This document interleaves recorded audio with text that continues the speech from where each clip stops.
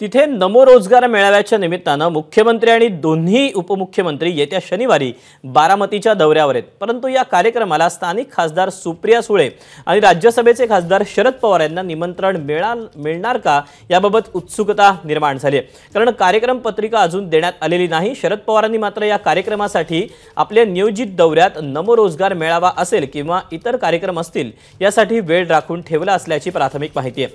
येत्या 2 तारखेला बारामती तालुक्यातील बऱ्हाणपूर इथे पोलीस उपमुख्यालयाचं उद्घाटन, बारामती बस स्थानकाचं उद्घाटन, पोलीस वसाहतीचं उद्घाटन आणि नमो रोजगार मेळाव्याचा शुभारंभ होणार आहे। विद्या प्रतिष्ठानमधील 12 एकराच्या मैदानावर या मेळाव्याचं आयोजन करण्यात आलंय। या कार्यक्रमाला मुख्यमंत्री आणि दोन्ही उपमुख्यमंत्री यांच्यासोबत शरद पवार उपस्थित राहणार का असा प्रश्न निर्माण झालाय। तर सुप्रिया सुळे यांनी मात्र या कार्यक्रमाचं निमंत्रण मिळालं नसल्याचं सांगितलं।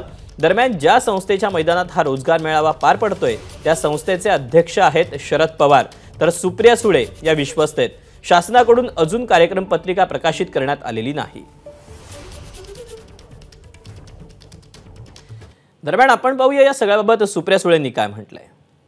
आतापर्यंत मला कुठल्याच कार्यक्रमाचं आमंत्रण आलेलं नाही। मला या सगळ्या कार्यक्रमांची माहिती ही तुमच्यासारख्या अति दक्ष आणि जबाबदार पत्रकारांकडून मिळालेली आहे।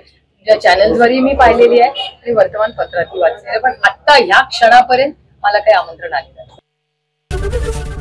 एबीपी माझा, उघडा डोळे बघा नीट।